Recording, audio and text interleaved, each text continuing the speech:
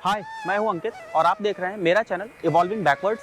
जैसा कि आप देख सकते हैं, इस समय मैं खड़ा हूं कलकत्ता के नेताजी सुभाष चंद्र बोस अंतर्राष्ट्रीय हवाई अड्डे पर और आज हमारी एक नई यात्रा की शुरुआत हो रही है।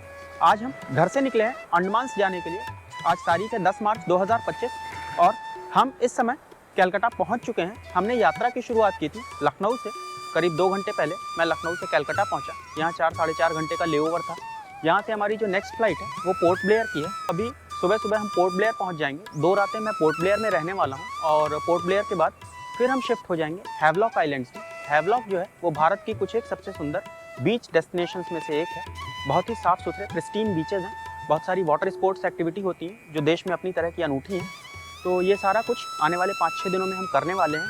बने रहिएगा चैनल के साथ में और अगर चैनल पे पहली बार आए हैं तो प्लीज़ चैनल को सब्सक्राइब कीजिएगा। कंटेंट अच्छा लगे तो वीडियो को भी लाइक कीजिएगा। चलिए फिर यहाँ से निकलते हैं और पहुँचते हैं पोर्ट ब्लेयर।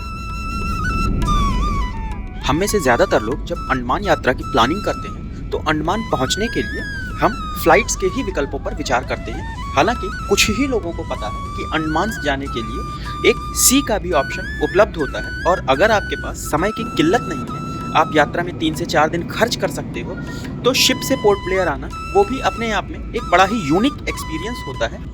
ध्यान देने वाली बात यह है कि अभी भी हमारे इंडियन मेनलैंड से पोर्ट ब्लेयर के लिए जो शिप्स जाते हैं वो बहुत फ्रीक्वेंट नहीं है। उनका एक फिक्स डिपार्चर होता है कलकत्ता से, चेन्नई से और लिमिटेड नंबर में आपको विशाखापट्टनम से भी गवर्नमेंट के शिप्स मिल जाएंगे। दूसरी काबिले गौर बात यह है कि अगर आप शिप से पोर्ट ब्लेयर की यात्रा करना चाहते हैं तो आपको ऑनलाइन टिकट्स बुक करने का विकल्प नहीं है। आपको या तो ऑथराइज्ड ट्रैवल एजेंट के जरिए या फिजिकली DSS के काउंटर्स पे जा करके आपको बुकिंग करनी होगी। फिलहाल अभी मेरे पास इतना समय नहीं है कि मैं शिप के माध्यम से पोर्ट ब्लेयर तक जा सकूं, 3-4 दिन सिर्फ यात्रा में खर्च कर सकूं। लेकिन भविष्य में जब मेरे पास समय होगा तो मैं जीवन में एक बार इंडिया के मेनलैंड के किसी पोर्ट से पोर्ट ब्लेयर तक की शिप यात्रा भी जरूर करना चाहूँगा। फाइनली कोलकाता से करीब 2 घंटे के बेहद सीनिक सफ़र के बाद हम आ गए पोर्ट ब्लेयर। यहाँ का जो एयरपोर्ट है वो डिफेंस का एयरपोर्ट है, तो वीडियोग्राफी ऐसे अलाउड नहीं है, तो हमने अंदर कुछ वीडियोस बनाए नहीं। और जो यहाँ से पिकअप था वो हमने अपने होटल के ही थ्रू बुक करके रखा था। एक कैब इन्होंने भेज दी थी और अभी यहाँ से कुछ 10-15 मिनट का रास्ता है हमारे होटल का। तो होटल पहुँचते हैं और फ्रेशन अप होते हैं, फिर आज के दिन को देखते हैं जो समय बचेगा उसमें क्या क्या किया जा सकता है। ये हमारे होटल का रिसेप्शन। चेकिंग की फॉर्मेलिटीज कर रहे हैं। दोस्तों सुबह के 9 बज रहे थे जब मैं होटल पे पहुंचा हूँ। इनका ऑफिशियल चेक इन का जो टाइम है वो 11 बजे का है, पर इन्होंने हमें अलाउ कर दिया। थोड़े 10-15 मिनट का एक वेट करना पड़ा। रूम की साफ सफाई हो रही थी, रूम क्लीन हो गया है, इन्होंने हमें रूम दे दिया है। चलिए आपको कमरा दिखा। ये है हमारा प्रीमियम सी व्यू रूम, जो इनकी बेस्ट कैटेगरी है। वो रूम है ये। कबर्ड्स है, हमारा लगेज रखा हुआ है। ये डबल बेड। ये एक बहुत सुंदर सी बालकनी है, यहाँ से भी आपको सामने समुद्र के नज़ारे दिखते हैं। इसके बाद ये बाथरूम है।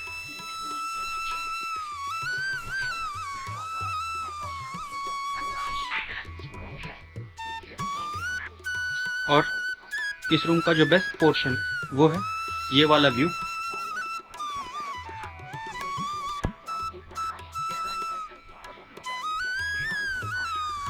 सेल्यूलर जेल यहाँ से बिल्कुल पास में ही। लोकेशन जो है वो भी एक बहुत बड़ा प्लस था मेरे लिए इस प्रॉपर्टी को बुक करने का। अभी हम यहाँ से निकल रहे हैं सेल्यूलर जेल जाने के लिए। पास में ही हमारे होटल से 200 मीटर की दूरी पे सेल्यूलर जेल है। 11:30 का समय हो गया है, तो अभी हम सेल्यूलर जेल को एक्सप्लोर करेंगे।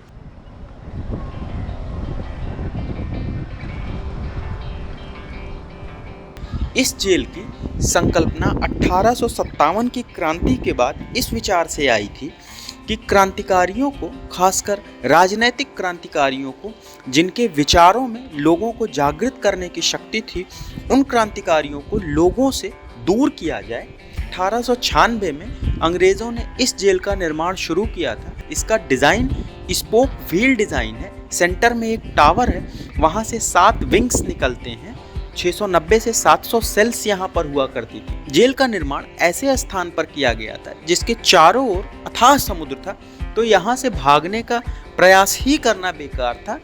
इस जेल में एक फांसी घर भी है जो जब आप यहाँ आएंगे तो आपको दिखाई पड़ेगा, जहाँ पर 3 व्यक्तियों को एक साथ फांसी दी जा सकती थी। उसके अलावा यहाँ आपको बहुत सारी ऐसी चीजें देखने को मिलेंगी जिसके जरिए क्रांतिकारियों को यातनाएं दी जाती थी। और पूरी दुनिया की जेलों के इतिहास में सेल्युलर जेल एक बड़ा ही काला अध्याय है। यहाँ पर जिस तरह की अमानवीय यातनाएं क्रांतिकारियों के साथ की गई, उसके समानांतर दुनिया में कम ही उदाहरण आपको देखने को मिलते। एक और खास बात यह है कि 1942 में द्वितीय विश्व युद्ध के समय जब जापान पूरब की तरफ से हमारे देश पर आक्रमण करने आ रहा था, उस समय जापान की सेना ने इस जेल पर कब्जा किया था और इसी जेल में जापानियों के द्वारा ब्रिटिश प्रिजनर ऑफ वॉर्स को डिटेन किया गया था, रखा गया था। आज के दिन ये जेल एक ऐतिहासिक महत्व का स्मारक बन चुका है। बड़ी संख्या में यहाँ पर पर्यटक आते हैं। एक नेशनल म्यूजियम भी है जहाँ पर आज़ादी का इतिहास और हमारी विरासत को संजो कर रखा गया है, उससे भी आप परिचित हो सकते हैं। एक लाइट एंड साउंड शो होता है।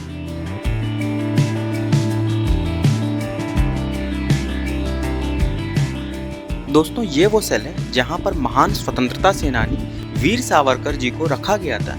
करीब 10 साल उन्होंने इस सेल में बिताए। 1911 में अंग्रेजों के द्वारा उन्हें 50 साल की सजा हुई थी। हालांकि बाद में 1924 में उन्हें रिलीज कर दिया गया, लेकिन 15 सालों में करीब 10 साल उन्होंने सेल्युलर जेल में काटे, सॉलिटरी कन्फाइनमेंट में। एक मजे की बात यह है कि इस दौरान 2 सालों तक उनके सगे भाई बगल की ही कोठरी में थे, लेकिन उन दोनों भाइयों को ये नहीं पता था कि वो एक ही जेल में और बगल बगल की कोठरी में है। इतना इंटेंस सॉलिटरी कन्फाइनमेंट हुआ करता था उस समय। ये सेल्युलर जेल का सेंट्रल टावर है। जितने भी सेल वाली बिल्डिंगें थी, जितनी भी, वो सारी इसी टावर में आके कनेक्ट होती थी और यहाँ से ही मॉनिटरिंग होती थी।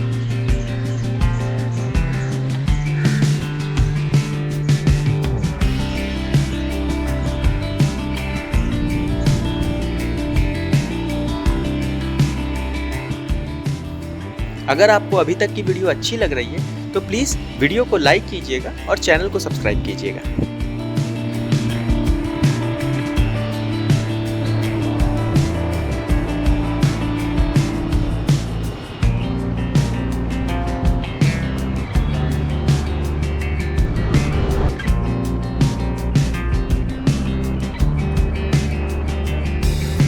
दोस्तों, सेल्युलर जेल घूमने के बाद हम आ पहुंचे हैं नेवल मरीन म्यूजियम, समुद्र का। ये अपनी तरह का एक अनोखा म्यूजियम है। म्यूजियम से मुझे काफ़ी इंटरेस्ट भी है। जो अंडमान की मरीन लाइफ है उस पे बेस्ड ये म्यूजियम है। चलिए अंदर देखते हैं क्या है यहाँ पर। ये एक ब्लू व्हेल का स्केलेटन है। साइज देखिए इसकी ज़रा।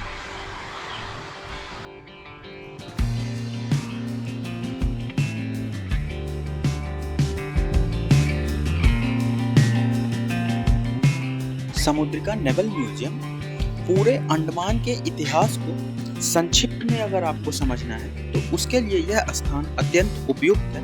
हालांकि अपने आप में यह बहुत ही छोटा म्यूजियम है और इसे भारतीय नौसेना मेंटेन करती है, लेकिन यहाँ पर आपको 5 अलग अलग गैलरीज देखने को मिलेंगी। एक गैलरी में आपको ज्योग्राफिकल एवोल्यूशन जो है अंडमान आइलैंड का, वो बताया जाता है। दूसरे में यहाँ की जो मरीन लाइफ है, जो इम्पोर्टेंट फिशेस हैं, उनके लिए एक छोटा सा एक्वेरियम है। तीसरे में आपको यहाँ के इम्पोर्टेंट कोरल्स के बारे में जानकारी मिलती है। चौथा जो सेक्शन है उसमें आपको यहाँ पे जो शेल्स होते हैं उनके बारे में जानकारी मिलती है। और जो 5वां और अंतिम सेक्शन है इनका, उसमें आपको जो यहाँ की ट्राइबल हेरिटेज है उसके बारे में जानकारी मिलती है। कौन कौन सी ट्राइब्स यहाँ पर हैं, कैसे रहती हैं, उनकी सोशियो कल्चरल प्रैक्टिसेस क्या हैं, उनके बारे में आपको यहाँ पर बताने की कोशिश की गई है। समृद्ध म्यूजियम है। भारतीय नौसेना के कुछ महत्वपूर्ण मिशंस के बारे में भी आपको यहाँ जानने को मिलता है। जैसे ही आप प्रवेश करते हैं, गेट पर आपको एक बहुत बड़ा ब्लू व्हेल का स्केलेटन देखने को मिलता है। ऐसा कहा जाता है कि ये मछली समुद्र की लहरों के साथ अंडमान तट पर आई थी और ये उसका स्केलेटन है जिसको यहाँ पर रखा गया है। ओवरऑल एक अच्छा अनुभव है। अगर आपको म्यूजियम्स में और नेचुरल हिस्ट्री में इंटरेस्ट है तो आप यहाँ पर आ सकते हैं। 50 रुपए का एक टिकट होता है, जिसे देकर करीब 1 से सवा घंटे में आप इस स्थान को अच्छे से एक्सप्लोर कर सकते हैं। ये समुद्रिका नेवल म्यूजियम जो है, ये उसका फ्रंट लॉन जैसा है। यहाँ पर वो व्हेल का स्केलेटन रखा हुआ है और इसी के चारों ओर अलग अलग सेक्शंस वाले कमरे जो मैंने आपको बताया वो बने हुए हैं। देखिए, ये शेल्स वाला रूम है, ये शिप्स रखे हुए हैं, शिप्स के मॉडल। अब इस तरफ हम चल रहे हैं तो मुझे लगता है जो यहाँ का मानव विकास है उससे संबंधित ऐतिहासिक महत्व की चीज़ें यहाँ पर आपको देखने को मिलेंगी। हर कक्ष की अपनी अलग वाइब है, अलग तरीके से उसको डेकोरेट किया गया है, तो मज़ा आएगा।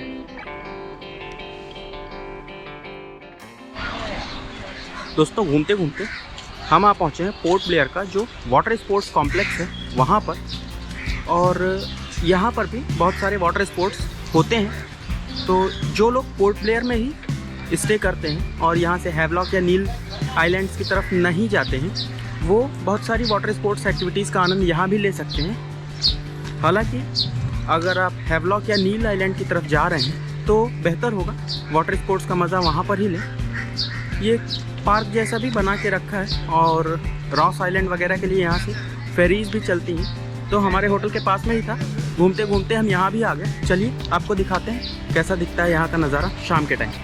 इस समय हम लोग पोर्ट ब्लेयर का जो वाटर स्पोर्ट्स कॉम्प्लेक्स है वहाँ पर घूम रहे हैं और सूर्यास्त होने को आया है। बहुत सुंदर माहौल है, ठंडी ठंडी हवा चल रही है। जो दिन में गर्मी थी वो इस समय ख़त्म हो चुकी है। अभी यहाँ से हम जा रहे हैं वॉक करते करते जो फ्लैग होइस्टिंग पॉइंट है, जहाँ पर 1943 में सुभाष चंद्र बोस जी ने सबसे पहले तिरंगा फहराया था। तो वो एक बड़ा सा तिरंगा लगा हुआ है, यहाँ से दिखाई भी पड़ रहा है। मुझे लगता है 10-15 मिनट में हम वॉक करते करते ऐसे ही समुद्र के किनारे किनारे वहाँ पहुँच जाएंगे।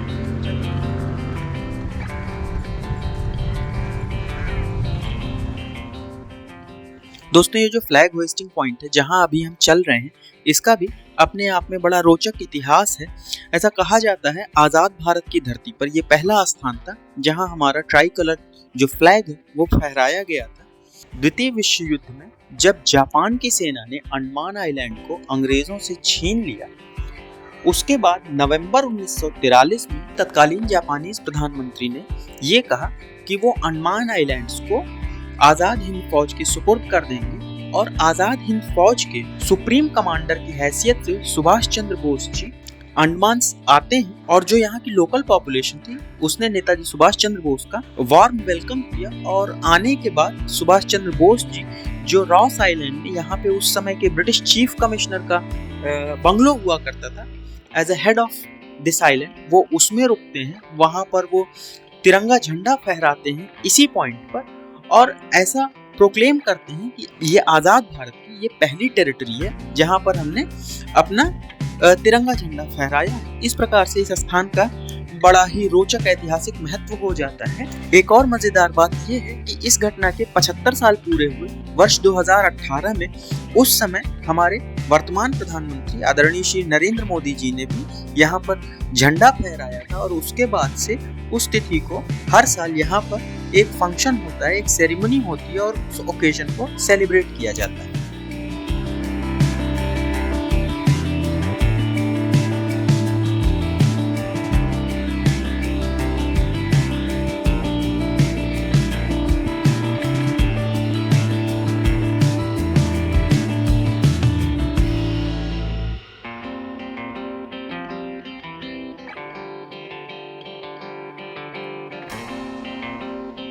दोस्तों, आज के दिन की शुरुआत हमने सेल्यूलर जेल से ही करी थी। उसके बाद सारे दिन पोर्ट ब्लेयर में डिफरेंट प्लेसेस को एक्सप्लोर किया, अलग अलग जितने स्थान यहाँ पे घूम सकते थे आज के दिन में घूमा। वापस इस समय मैं आ गया हूँ सेल्यूलर जेल में और इस समय यहाँ पर हम आए हैं लाइट एंड साउंड शो देखने के लिए।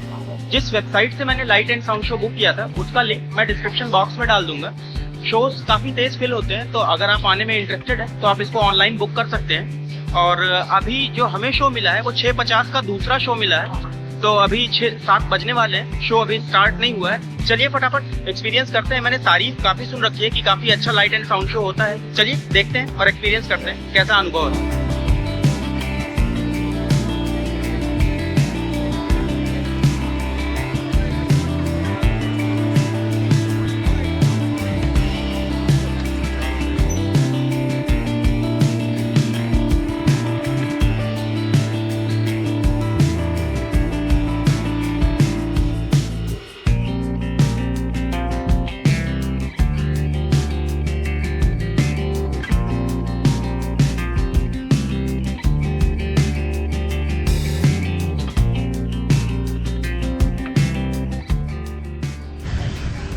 दोस्तों अभी मैं लाइट एंड साउंड शो देख करके सेल्यूलर जेल से बाहर आया हूँ और बहुत ही ऑसम एक्सपीरियंस था। मतलब उसको आप शब्दों में बयां नहीं कर सकते, रोए खड़े हो गए बिल्कुल।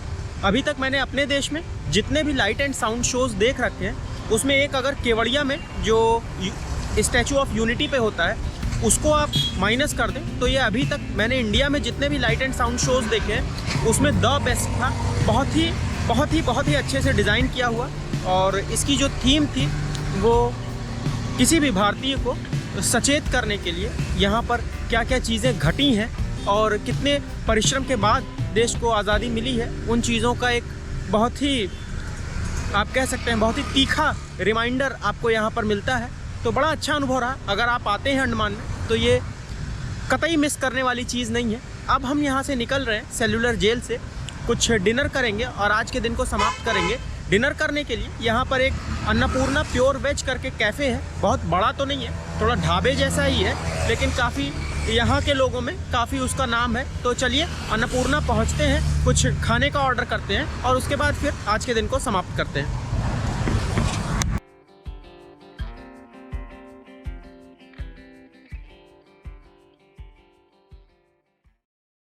Very good morning from port Blair. हमारे दूसरे दिन की शुरुआत हो गई है और मॉर्निंग हुई ही नहीं, सीधा आफ्टरनून हो गई।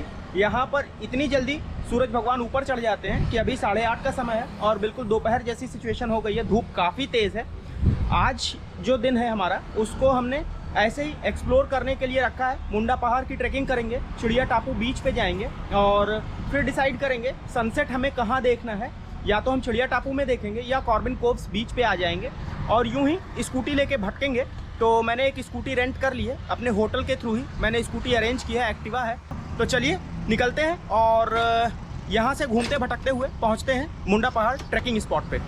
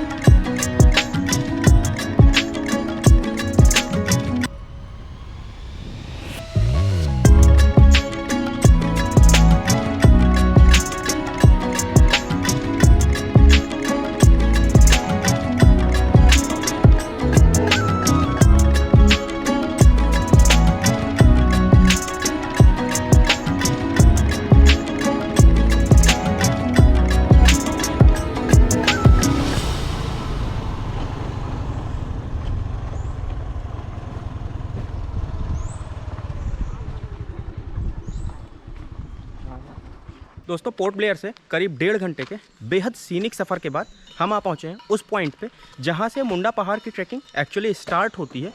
और यहाँ के बारे में एक गौर करने वाली चीज़ ये है जो कहीं भी आपको इंटरनेट पे लिखी नहीं मिलेगी कि यहाँ पे 3 बजे तक ही एंट्री अलाउड होती है। अगर आप 3 बजे के बाद आते हैं तो आप ट्रैक करने के लिए ऊपर नहीं जा सकते। ट्रैकिंग का टाइम जो है वो करीब 1 घंटे का है। ऊपर बहुत सुंदर सा व्यूइंग स्पॉट है और एक लाइट हाउस है जहाँ से आप नज़ारे देख सकते हैं। हालांकि लाइट हाउस में अभी कंस्ट्रक्शन चल रहा है तो ये ऊपर हमें जाने नहीं देंगे। वन विभाग की एक चौकी है, वहाँ पे एंट्री होती है, गाड़ी का नंबर नोट करते हैं, होटल नोट करते हैं और कोई एंट्री फीस एज सच नहीं है। तो हम यहाँ पहुँच गए हैं, नारियल पानी पियेंगे। बहुत ही सीरीन वातावरण है, ठंडी ठंडी हवा चल रही है, थोड़ी धूप है but overall feel is very nice. चलिए फिर चलते हैं, अपना ट्रैक स्टार्ट करते हैं।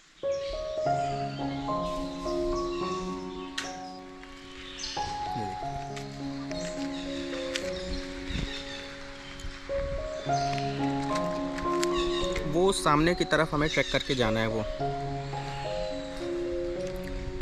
ये है पूरा एम्बियंस यहाँ का जहाँ से ट्रैक स्टार्ट हो रहा है। सनसेट देखने के लिए यहाँ सनसेट अर्ली होता है ना।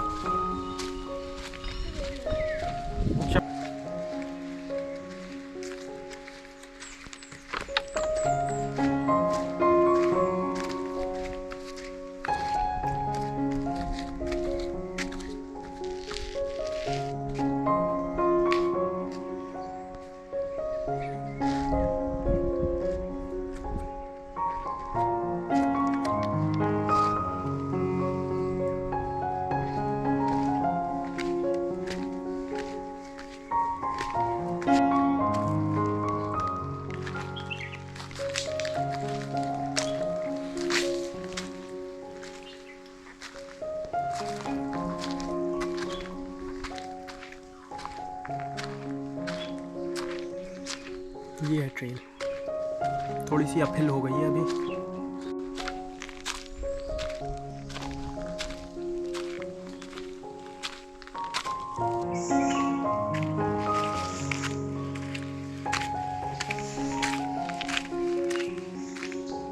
बहुत ही खूबसूरत ट्रेल है, जंगल भी दिख रहा है, समुद्र भी दिख रहा है और जंगल बहुत डेंस है। मतलब आपको नीचे ऐसा नहीं है कि धूप का एहसास होगा, बड़े ही घने जंगल हैं, ट्रॉपिकल फॉरेस्ट जैसे होते हैं और साथ साथ में समुद्र चल रहा है। बहुत ही अद्भुत।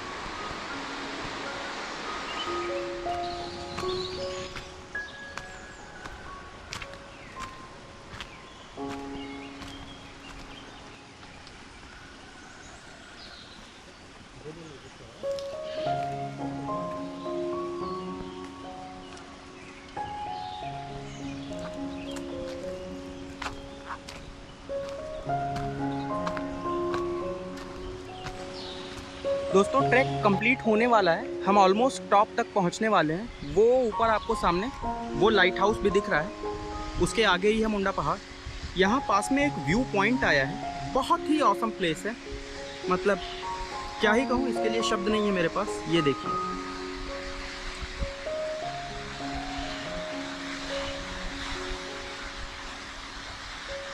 अद्भुत स्थान।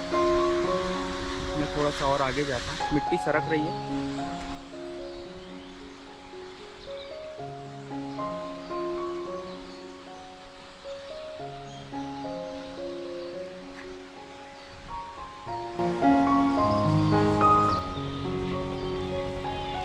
ये है चिड़िया टापू का लाइट हाउस। यहाँ अभी कुछ मेंटेनेंस का काम चल रहा है।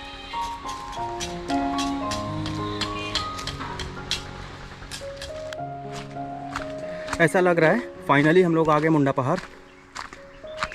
बहुत सुंदर ट्रैक रही। अच्छा, ये बैठने के लिए शेड जैसा बनाया हुआ है। Okay, wow, what a beautiful view. आइए थोड़ा और आगे चलते हैं, देखते हैं। ब्यूटीफुल, बहुत सुंदर। यहाँ उस तरह की गर्मी भी नहीं है, ठंडी ठंडी हवा चल रही है।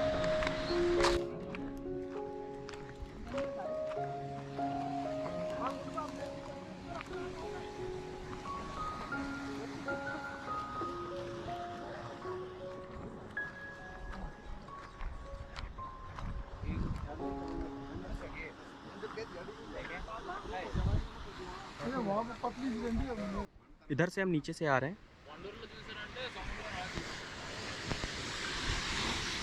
और ये है सामने मुंडा पहाड़। दोस्तों बहुत ही मज़ेदार ट्रैक रही और बहुत अच्छा एक्सपीरियंस रहा। करीब 1 घंटे तक हम ऊपर बैठे हुए भी थे मुंडा पहाड़ के सामने और बड़ा पीसफुल लग रहा था, ठंडी ठंडी हवा चल रही थी। ओवरऑल बहुत ही एंजॉयबल एक्सपीरियंस रहा। अगर आपको नेचर में इंटरेस्ट है और हाइकिंग का शौक़ है तो मैं ज़रूर रेकमेंड करूँगा। पोर्ट ब्लेयर में अगर आप हैं तो आधे दिन से थोड़ा ज़्यादा ही समय लग जाएगा, उतना समय रखिएगा इस ट्रैक के लिए। और अभी हम नीचे उतर रहे हैं। नीचे चिड़िया टापू बीच है जो पूरे पोर्ट ब्लेयर में सूर्यास्त देखने के लिए सबसे प्रसिद्ध स्थान है। तो कोशिश करेंगे कि सूर्यास्त से पहले चिड़िया टापू बीच पहुँचें और वहाँ का सूर्यास्त देखें भी और आपको दिखाएं भी। उतर आए नीचे हम और ये वो वाला बीच है जहाँ से हमने ट्रैक शुरू किया था। अभी यहाँ से करीब 2-2.5 किलोमीटर की दूरी पर है चिड़िया टापू बीच, जहाँ हम जा रहे हैं सूर्यास्त देखने के लिए।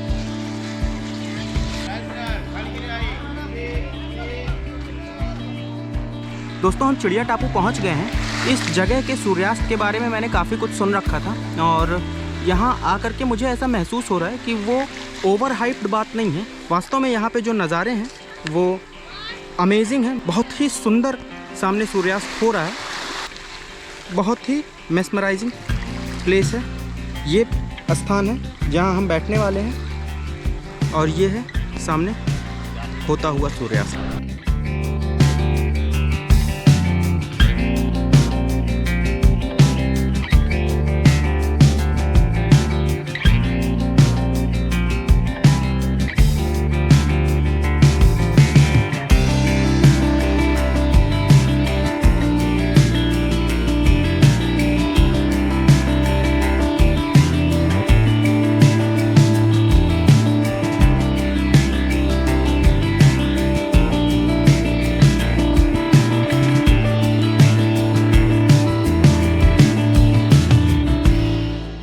तो ये था पोर्ट ब्लेयर। पिछले 2 दिन हमने पोर्ट ब्लेयर में बिताए, बहुत ही मज़ेदार अनुभव रहा और जितनी भी साइट्स मैंने शॉर्टलिस्ट कर रखी थी घूमने के लिए ऑलमोस्ट सारी मैंने कवर करी। हाँ, मैं कॉर्बिन कोव्स बीच पे रुका नहीं क्योंकि वहाँ की वाइब्स कुछ मुझे बहुत ज़्यादा हैपनिंग नहीं लगी। कॉर्बिन कोव्स पे भी वाटर स्पोर्ट्स एक्टिविटीज़ और इस तरह की चीज़ें होती हैं, पर मैं वहाँ रुका नहीं क्योंकि मुझे मुंडा पहाड़ ट्रैक करने में ज़्यादा इंटरेस्ट था और कॉर्बिन कोव्स बीच के जैसी ही एक्टिविटीज़ या उससे बेहतर आप हैवलॉक में कर सकते हैं। और कल मैं हैवलॉक निकल रहा हूँ तो वो प्लेस मैंने स्किप किया। और यहाँ से जो नॉर्थ आइलैंड और रॉस आइलैंड के टूर्स होते हैं वो मैंने मिस किए। नॉर्थ आइलैंड अगेन वो वाटर स्पोर्ट्स के लिए ही है, छोटा सा आइलैंड है, वहाँ और कुछ होता नहीं, इसलिए मैं वहाँ गया नहीं। दूसरा रॉस आइलैंड ब्रिटिश रूइंस हैं और आधा दिन उसमें ख़राब करना वो भी मुझे ठीक नहीं लगा। इन 2-3 प्लेसेस को छोड़ के पूरा पोर्ट ब्लेयर अच्छे से हमने कवर किया। मज़ा आया, मुझे तो बहुत ही मज़ा आया। अगर आपको अभी तक की वीडियो अच्छी लगी हो तो वीडियो को लाइक कीजिए, चैनल को सब्सक्राइब कीजिए और इसे उन लोगों के साथ शेयर कीजिए जिसे इस तरह की ट्रैवल वीडियोस देखनी अच्छी लगती हो या जो पोर्ट ब्लेयर आने का प्लान कर रहे हो। अब इस एपिसोड को मैं यहाँ ही समाप्त कर रहा हूँ। अब कल हम एक नई जर्नी की शुरुआत करेंगे। कल हम पोर्ट ब्लेयर से जाने वाले हैं हैवलॉक आइलैंड। हैवलॉक जो है वो भारत के कुछ एक सबसे अच्छे आइलैंड डेस्टिनेशंस में से है। तो कल हम हैवलॉक जाने वाले हैं। सुबह सुबह हमारी फेरी है, तो बने रहिए चैनल के साथ में। अब मैं आपसे मिलूंगा एक नए एपिसोड में अंडमान में ही हैवलॉक आइलैंड की अपनी बोट यात्रा पर।